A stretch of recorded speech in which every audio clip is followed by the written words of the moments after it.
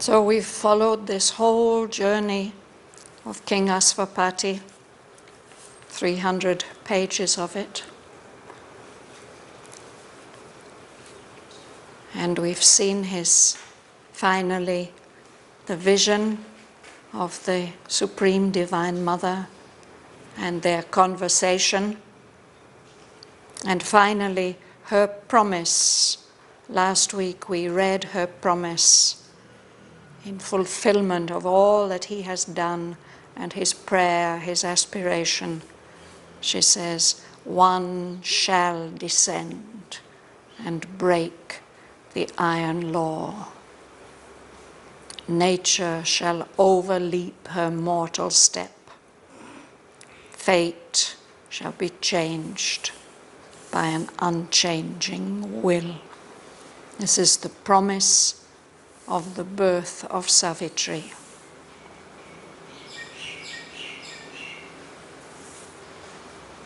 So I'll read on from there.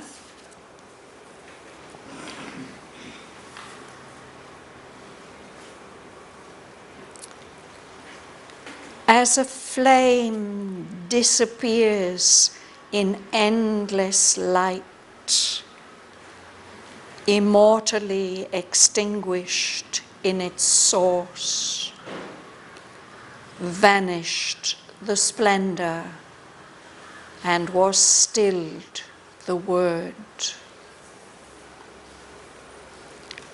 An echo of delight that once was close, the harmony journeyed towards some distant hush, a music failing in the ear of trance, a cadence called by distant cadences, a voice that trembled into strains withdrawn.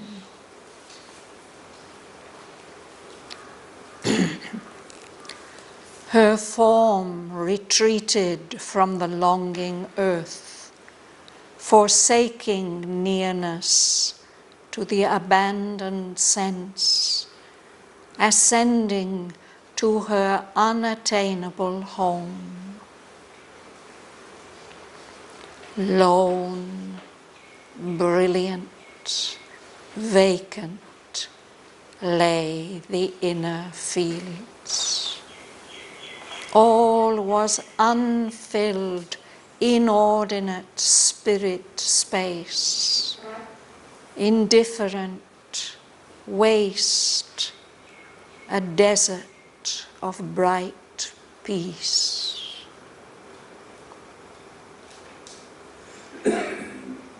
Then a line moved on the far edge of calm. The warm-lipped, sentient, soft, terrestrial wave. A quick and many-murmured moan and laugh came gliding in upon white feet of sound. Unlocked was the deep glory of silence heart. The absolute unmoving stillnesses surrendered to the breath of mortal air, dissolving boundlessly. The heavens of trance collapsed to waking mind. Eternity cast down its incommunicable lids over its solitudes remote from ken, behind the voiceless mystery of sleep. The grandiose respite failed the wide release.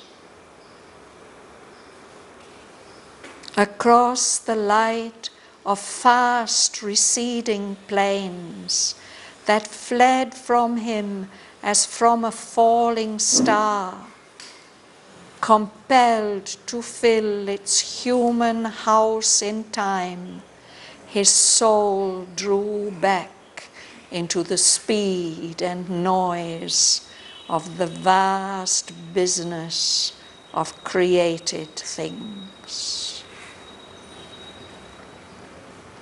A chariot of the marvels of the heavens, broad-based to bear the gods on fiery wheels, flaming he swept through the spiritual gates. The mortal stir received him in its midst. Once more he moved amid material scenes, lifted by intimations from the heights, and in the pauses of the building brain, touched by the thoughts that skim the fathomless surge of nature and wing back to hidden shores. The eternal seeker in the aeonic field, besieged by the intolerant press of hours, again was strong for great, swift-footed deeds. Awake beneath the ignorant vault of night, he saw the unnumbered people of the stars and heard the questioning of the unsatisfied flood, and toiled with the form maker, measuring mind.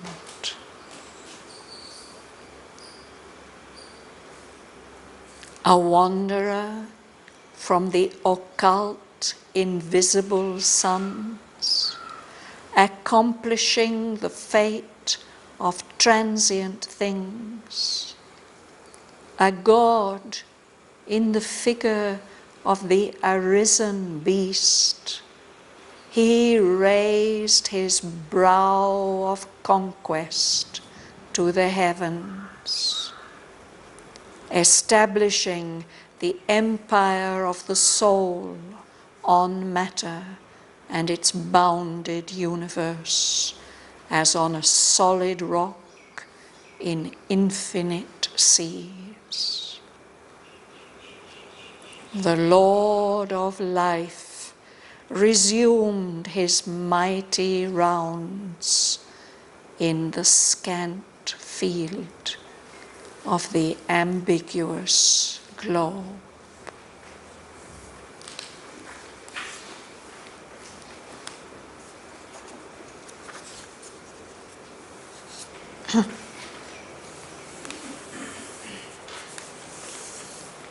Rosa? As a flame disappeared in endless light, immortally extinguished in his source, vanished the splendour and was stilled the world. Yes.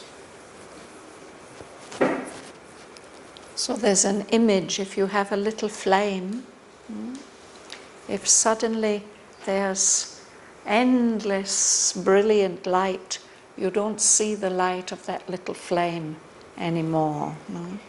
So it is in that way that the mother withdraws. The splendour vanishes into a kind of absolute light. It's immortally extinguished in its source. This is a kind of paradoxical way of putting it. if something is extinguished, if we extinguish a fire or a flame, it goes out, it's finished, it's gone. But he says it is immortally extinguished in its source. This flame doesn't die, it just returns to its source and it will be there always. So this splendor, this vision of herself, which she has given to Asvapati, it vanishes. And this word which she was speaking falls silent. Vanished the splendor and was stilled the word.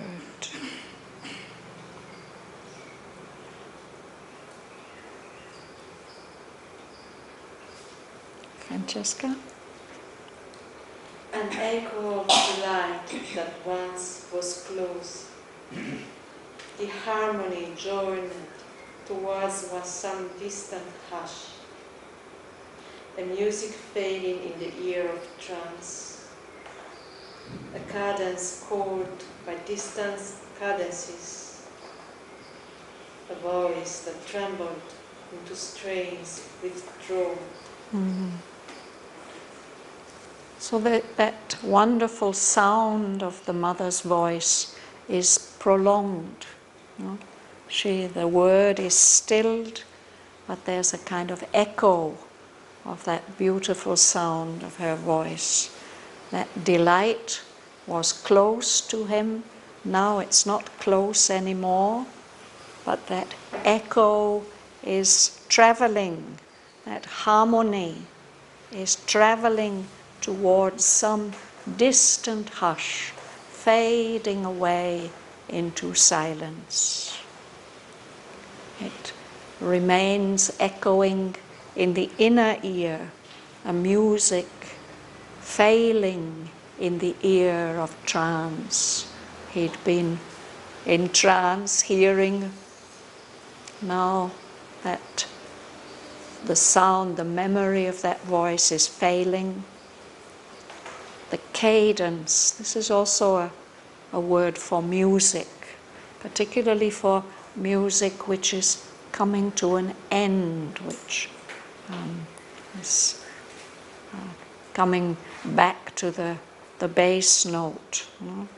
So there's that sound, and then it's called by similar sounds further and further away. So he goes on hearing it as a voice trembling into strains of music that are being withdrawn, fading away.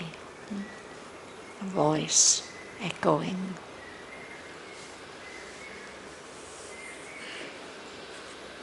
Connection. Her form retreated from the long year, forsaking nearness to the abundant sense, ascending to her unattainable soul. So this form in which the mother had expressed herself, it moves away from the longing earth represented by Asvapati. It's as if he's holding the whole aspiration and longing of the earth in himself. Now she's withdrawing. She is formerly, she was near to his senses. He could see and hear and feel her.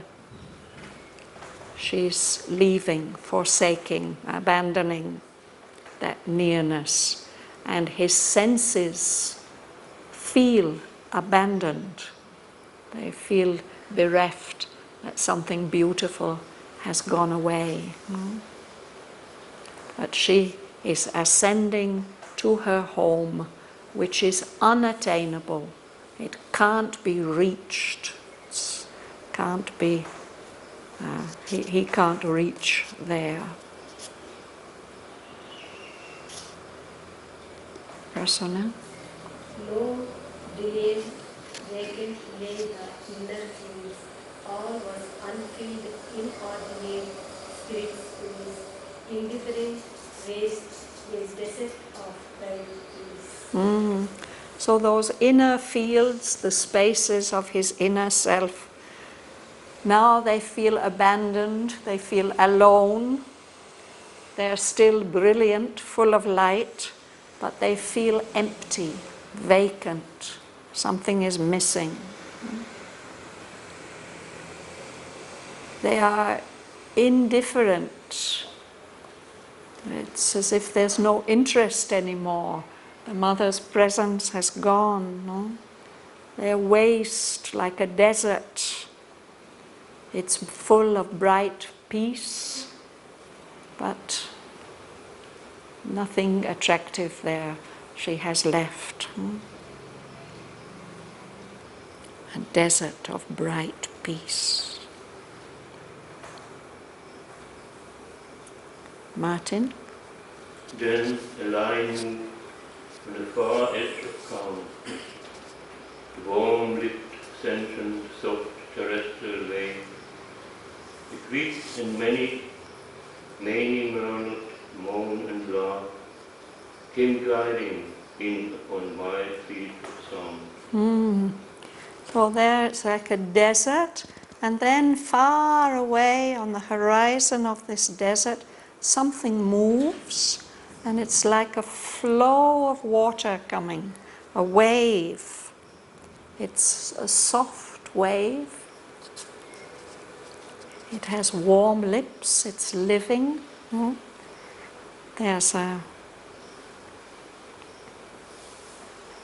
It's sentient, it has senses, and it makes a sound. A many-murmured moan. There's a sound with many sounds within it, many voices murmuring in that overall moan. A moan usually is a sad sound, but there's also a laughter there. And he says it is quick. I've mentioned this word before, that it has two senses. It has the meaning of quick, moving quickly, speedily, speed, but it also means alive. We make a distinction between what is quick and what is dead. So here this is a living wave. It's full of life and movement. And it's gliding in like a wave as if it's coming in over the sand. There'll be an edge of foam. He says these are like white feet of sound. The wave makes a sound as it comes in over the desert of bright peace. Joel. Unlocked was the deep glory of silence heart, the absolute unmoving stillnesses, surrendered to the breath of mortal air, dissolving boundlessly the heavens of trance, collapsed to waking mind. Thank you. So it's as if this deep glory of silence heart, it's been protected, it's been locked up. It is a secret place, but now it opens up, or it gets opened up, and those absolute unmoving stillnesses, they surrender, they give way to the breath of mortal air, this air that we know, this air that is subject to birth and death. So these heavens of trance that Aswapati has been experiencing, it's as if they dissolve boundlessly. They don't really have borders, but they're just fading away. They collapse, he says, to waking mind. That trance dissolves, and it's like some kind of a fall, and he is in the ordinary state of waking mind. And you notice that here we've got a full stop in, not at the end of the line. It's rather unusual in the poem, and it reinforces this feeling of collapse, coming in that way here.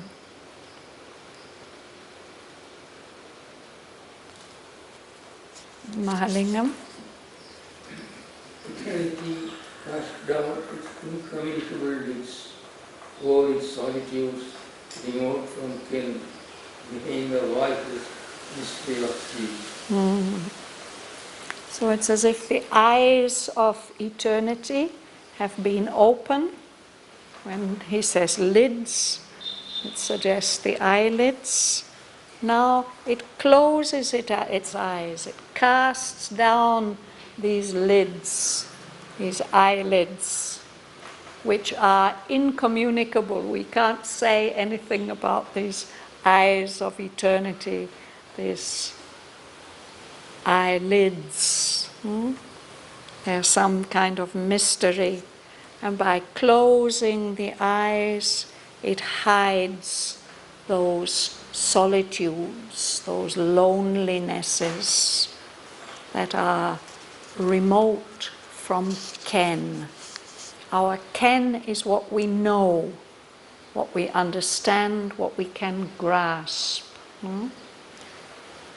So there's this common phrase, so we say that something is beyond our ken. It's beyond what we know, and it's beyond what we can understand. So those solitudes, those lonely spaces that he's been in with the mother, now they get covered up. Those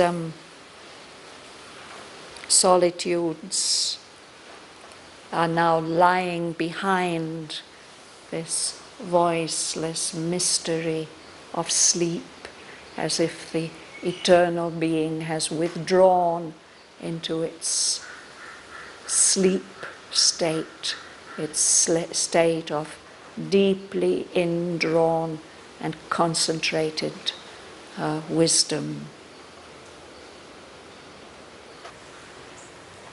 Would you like to read? Yes?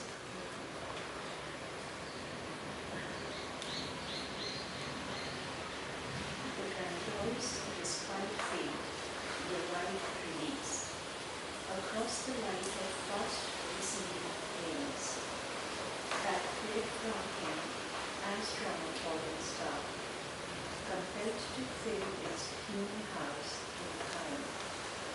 His soul drew back into the speed and noise of the vast business of creative things. Yes. So it's been a kind of respite, a relief, a break from all the business of life, this grandiose respite, this time of silence that he has spent with the mother, and this wide release in which he was free of his body and of his instrumental being. Now his soul is compelled to return, and it has to return to fill its human house in time. It's the body that it's looking after, no? And so it returns from those vastnesses across the light of fast receding plains, as if he's coming down, and so it seems as if those plains are traveling away from him. The soul is coming down into the mortal body again. So his soul drew back, it came back into the speed and noise of the vast busyness of created things. We talk about business, all this exchanging and wheeling and dealing, but of course we can see from the way that the word is spelt that it's connected with busyness, with being occupied, with having a lot to do. So that's life. So he had been in that state of wide release. Now the soul has to come back into all this many-murmured moan and laugh and this vast busyness of created things. And then there's a wonderful image. Would you read it, Yuli? A chariot of the marvels of the heavens, broad-based to bear the gods on fiery hills. Flaming, he swept through the spiritual gates. Yes. So his being is like a chariot for the gods.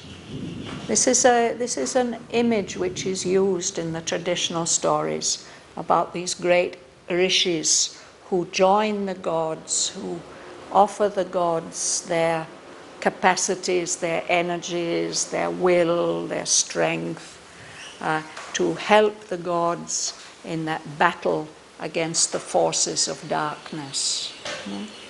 So he is one of those great beings. So Aurobindo says his whole being is like a chariot.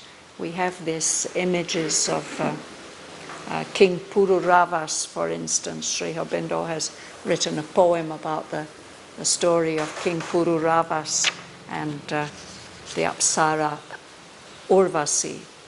And Pururavas was the chariot driver for the king of the gods, for Indra in the battle. So Asvapati, he shows him like that his being is a vessel, a chariot, a vehicle in which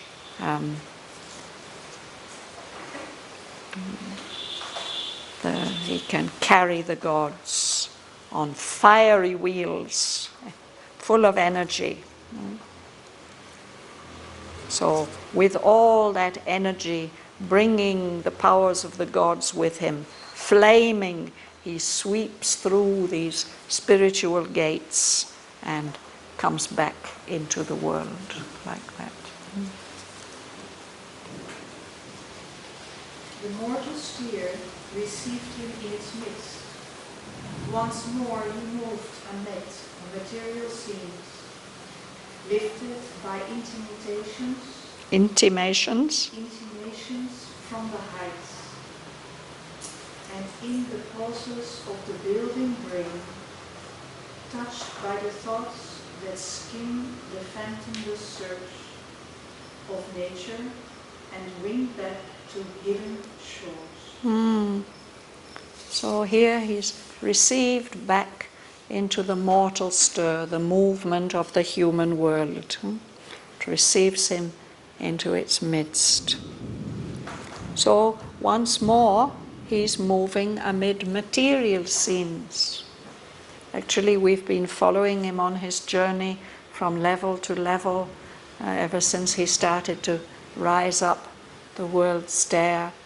But now he's really back in the world. He's a king, he's a ruler, he has responsibilities.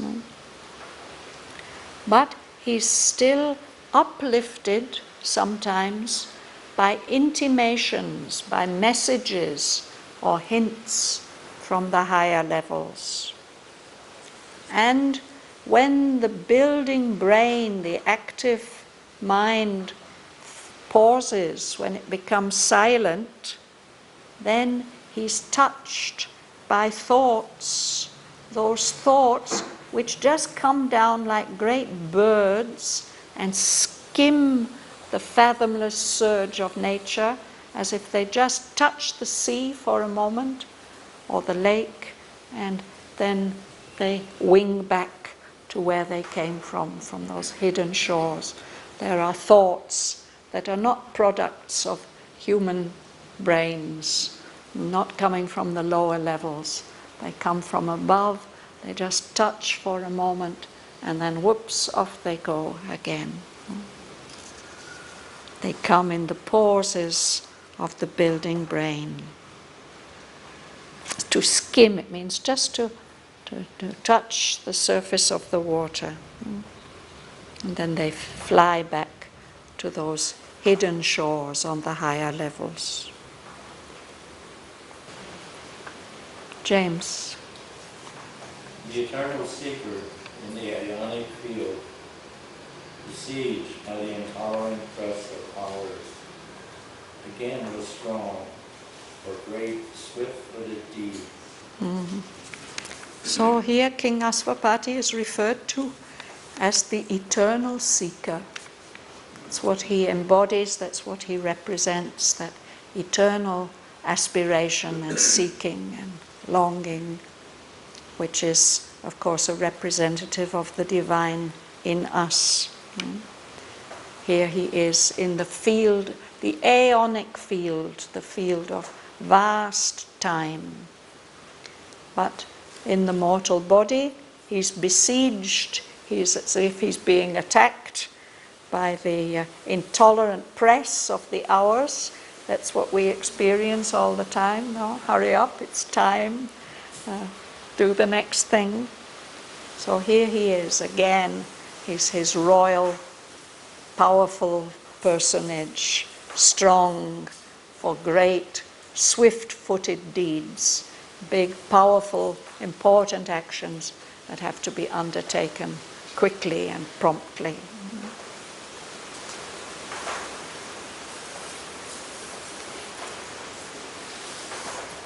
Varadarajan.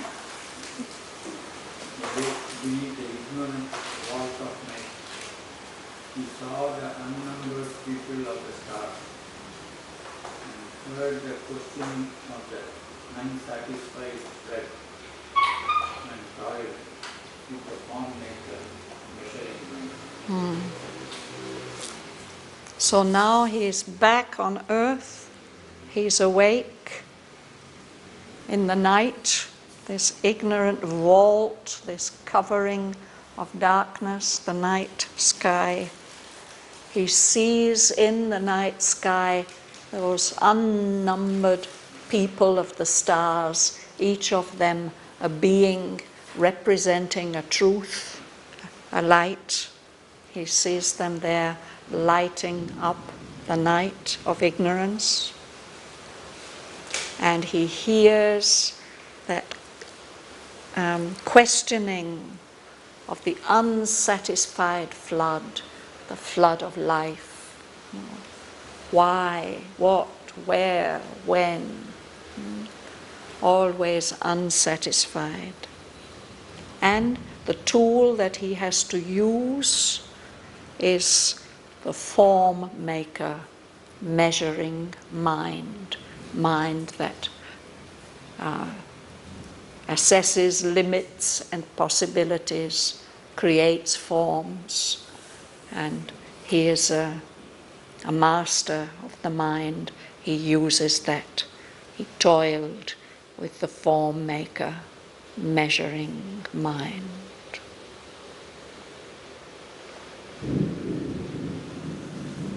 Would you read?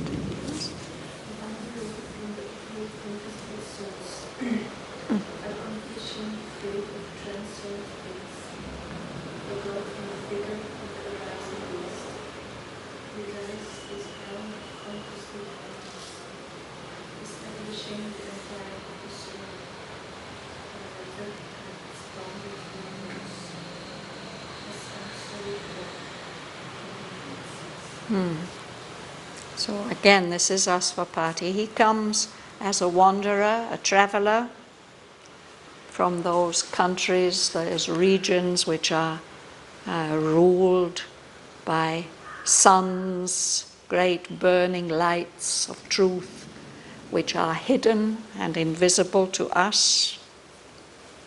He's come here, he's left those regions and come here on earth to accomplish the fate of transient things, to do something to help complete the destiny of all these passing things in this mortal world.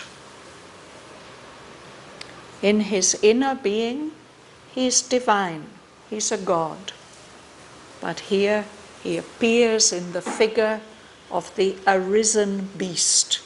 That's us, the erect, the naked ape standing up on our back legs. Still very much animal in our being. But he's got this godlike consciousness, so he lifts his brow of conquest. He's a conqueror, a warrior. He looks up to the heavens and he rules, he establishes here on earth the rule, the empire of the soul, basing it here on matter and this bounded universe of matter, which seems to be limitless, and yet it's bound in this material dimension. So he uses this material world as a base, as a solid rock in the midst of those infinite seas of other energies. Farewell. The Lord of Life resumed his mighty rounds in the scant field of the endless globe.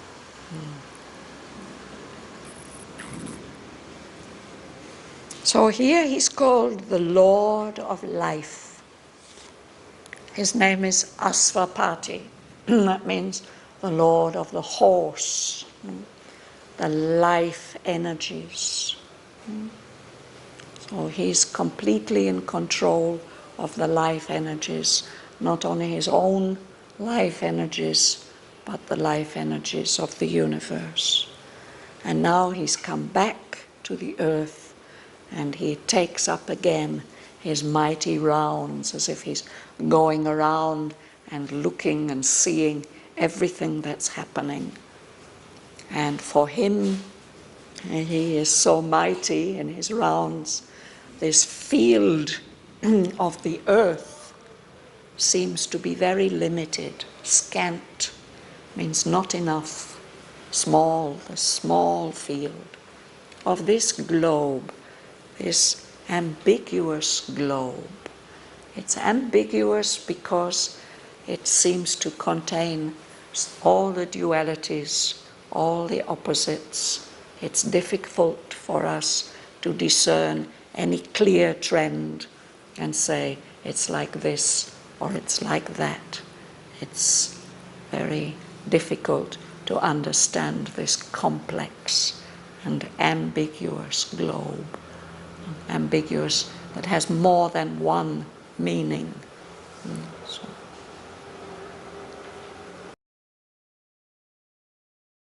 As a flame disappears in endless light, immortally extinguished in its source, vanished the splendour and was stilled the word. An echo of delight that once was close, the harmony journeyed towards some distant hush. A music failing in the ear of trance, a cadence called by distant cadences, a voice that trembled into strains withdrawn. Her form retreated from the longing earth, forsaking nearness to the abandoned sense, ascending to her unattainable home. Lone, brilliant, vacant, lay the inner field. All was unfilled, inordinate spirit space, indifferent waste, a desert of bright peace.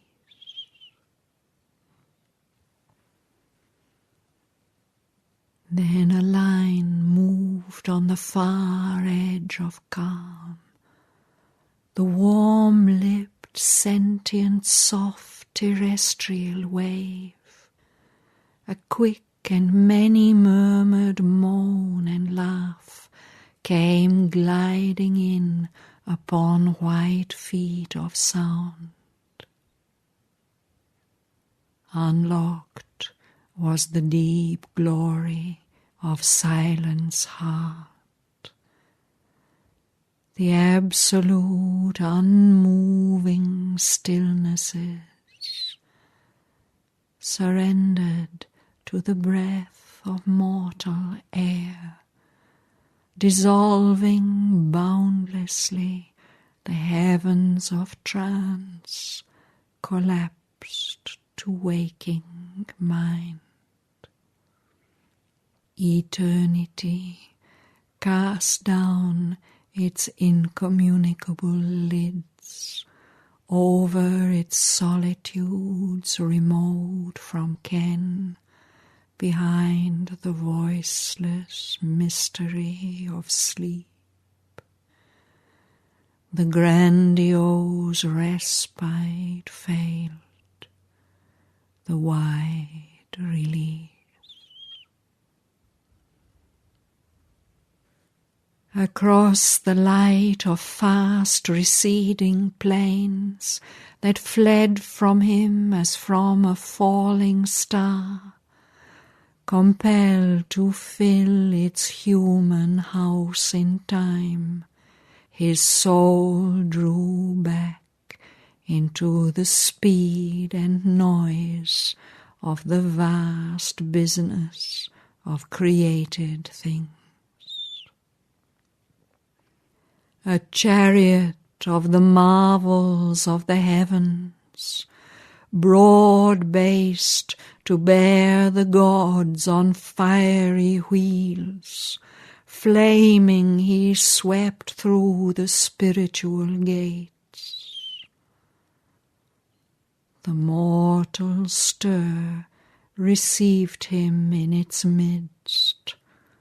Once more he moved amid material scenes, lifted by intimations from the heights, and in the pauses of the building brain, touched by the thoughts that skim the fathomless surge of nature and wing back to hidden shores.